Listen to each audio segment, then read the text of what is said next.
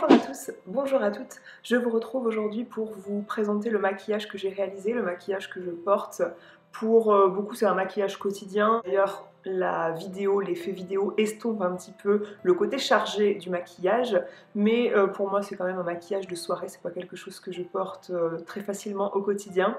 Je dirais même que pour un réveillon de Noël, quand on est la personne qui reçoit, on est quasiment plus occupé à astiquer sa maison pour recevoir, à faire la cuisine, à faire les bons petits plats qui vont composer le menu du réveillon plutôt qu'à s'apprêter. Quand même, j'avais envie de vous présenter un maquillage qui va tenir toute la journée parce que moi, c'est fort probable que le réveillon de Noël, je me maquille dès le matin pour que ce soit effectif déjà prêt le soir parce que j'aurai les petits plats à mettre dans les grands et puis à passer un coup d'aspirateur au dernier moment comme ça pour que la maison soit bien prête et j'aurai pas le temps de faire un maquillage de soirée. Donc je vous présente un maquillage assez simple que j'ai réalisé avec la Naikin 3. Je vous ai donné deux palettes au choix sur Instagram, vous avez choisi la Naikin 3. Normalement, moi je me maquillerais plutôt avec mes fards Make Up Geek, mais ce sont des fards qui ne sont pas accessibles très facilement, il faut les commander via les États-Unis. J'ai préféré choisir une palette qui était disponible sur le site de Sephora.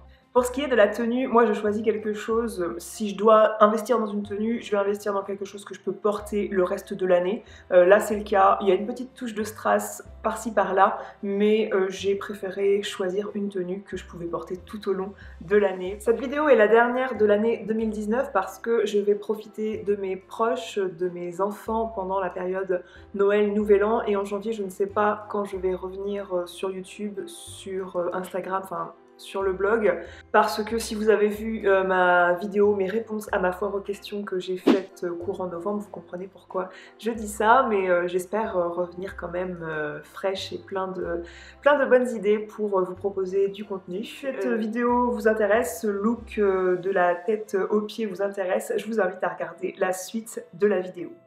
Comme dit précédemment, il est fort probable que je me maquille assez tôt dans la journée, c'est pourquoi j'applique une base de fard à paupières de façon à ce que mes fards tiennent le plus longtemps possible, et aussi à l'application, les fards glissent beaucoup mieux quand on applique ça. Je commence le maquillage en creusant mon creux de paupière en appliquant ce fard brun rosé, c'est le fard Nooner de la palette Naked 3 de Urban Decay, c'est la palette que je vais utiliser tout au long de cette vidéo. Ensuite, j'estompe ce fard Nooner en utilisant un fard rosé, le fard Limits. Je balaye sur les contours de l'ombre à paupières que j'ai mis précédemment.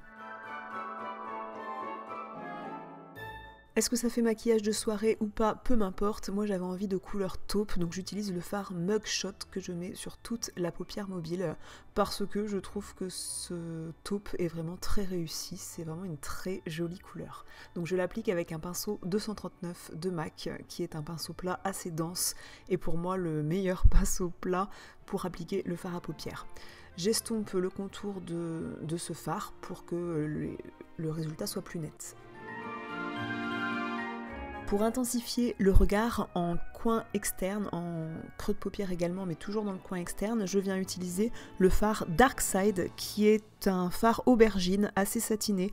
Je le trouve vraiment très joli et ça va permettre d'accentuer ce côté charbonneux du maquillage.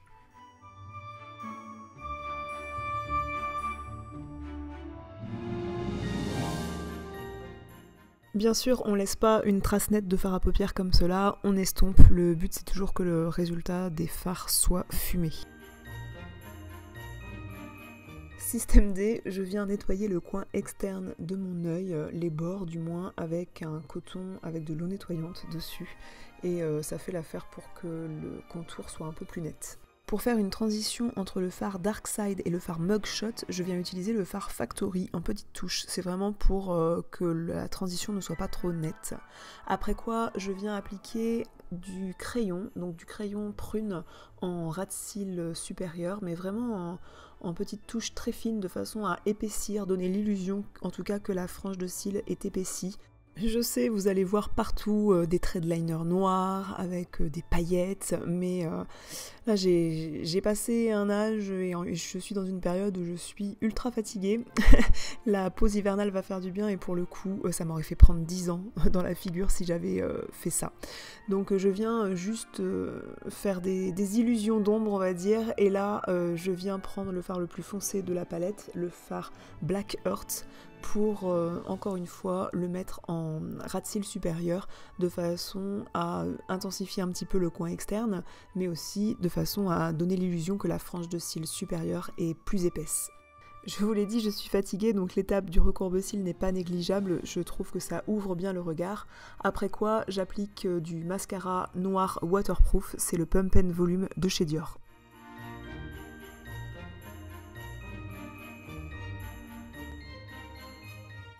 Après avoir maquillé mes sourcils avec un crayon et puis les avoir brossés, j'applique un fard à paupières couleur chair, c'est le fard Strange de la palette Naked 3, de façon à davantage souligner le sourcil, et le fait d'éclaircir cette zone, ça rehausse un petit peu l'arcade. Maintenant, il est temps de corriger un petit peu le teint. Là, je vais chercher à camoufler mes cernes avec le Full Cover de chez Make Up For Ever. C'est un produit qui est très couvrant, donc il en faut très peu pour venir camoufler le bleu des cernes. Quand l'anti-cerne est appliqué, je peux finir le maquillage des yeux et donc le ras de cils inférieur. J'applique uniquement le fard Dark Side que je viens estomper avec le bout de mon doigt, et ensuite j'applique du mascara en touche très fine pour pas que ça fasse charger. Je passe ensuite au maquillage du teint avec le All Hours encre de peau de chez Yves Saint Laurent. C'est un fond de teint que j'aime bien, même si je préfère l'encre de peau classique de la marque. Lorsqu'il est juste appliqué, ce fond de teint semble un peu clair pour moi, mais avec le sébum de la peau et l'air, dans les quelques minutes qui suivent, ça fait comme une petite oxydation et il devient parfait en fait pour ma peau. Après l'application du fond de teint, j'applique ma poudre, celle de chez Laura Mercier. C'est une poudre libre que je viens appliquer vraiment sur l'ensemble du visage et un peu plus qu'en temps normal parce que, comme dit précédemment, j'ai envie que mon maquillage tienne tout au long du réveillon. Pour le blush, j'opte pour un blush crème de chez Tata Harper, la teinte très populaire qui est une couleur rose. Je trouvais ça plutôt coordonné avec les fards à paupières appliqués sur les yeux. Je l'applique avec un pinceau duo fibre qui est le pinceau le plus adapté pour appliquer ce genre de matière sur les joues. Et hop, celui-ci a perdu un petit poil de pinceau. Et ensuite, je passe au bronzer. Dans ce gros poudrier que j'ai pris l'habitude d'utiliser l'été, je choisis la couleur froide du poudrier pour que ça s'adapte davantage à mon teint actuel et que ça se fonde aussi bien mieux dans les couleurs que j'ai choisies. Je mets une touche de couleur légère sur la bouche parce que je vais sûrement faire des bisous à mes enfants pendant toute la soirée, donc je choisis un rouge à lèvres qui va s'estomper en mangeant délicatement. C'est le Ravenswood de chez Urban Decay, c'est un très joli rouge à lèvres crème. On passe maintenant à la tenue. Cette année, je ne serai pas en mode boule à facettes, j'ai choisi plutôt des pièces que je vais pouvoir reporter toute l'année. J'ai choisi une pièce qui s'appelle un jogging, mais un jogging quand même plutôt chic. C'est en tout cas un pantalon qui est ultra confortable, c'est pourquoi je l'ai choisi. Bien que j'aurais bien besoin moi de le serrer à la taille, j'ai pris une taille 38, mais voilà, je pourrais le mettre un petit point de couture pour qu'il soit davantage ajusté à la taille. J'aime le côté strass tout au long de chaque jambière. Pour rappel des strass du pantalon, j'ai choisi deux petites barrettes à strass, toujours de chez Zara, c'est le format mini. Et je trouve que ça permet d'avoir l'air coiffé sans trop en faire, voire même sans rien faire quasiment. Donc j'aime beaucoup l'idée, croyez-moi. Dans une tenue de fête comme ça, si on mise pas sur les paillettes ou les strass, on mise plutôt sur une pièce avec une belle matière. Et moi, j'ai choisi l'idée du chemisier en soie avec des jolis pois comme ça. Je trouve que la tendance des pois revient beaucoup cette année. J'ai choisi une paire d'escarpins avec cette tenue parce que je trouve que l'effet de jogging, pour moi, ça méritait que je me rehausse un petit peu pour que ça ne tasse pas trop. Donc c'est une paire d'escarpins que je possède depuis très longtemps, ce sont vraiment des chaussures que je ne porte quasiment jamais, donc moi j'investis pas énormément dans ce genre de chaussures, sachant que pour mon fils ce sont des chaussures de sorcière, c'est bout pointu. Vous voyez qu'en matière de mode, tout est relatif.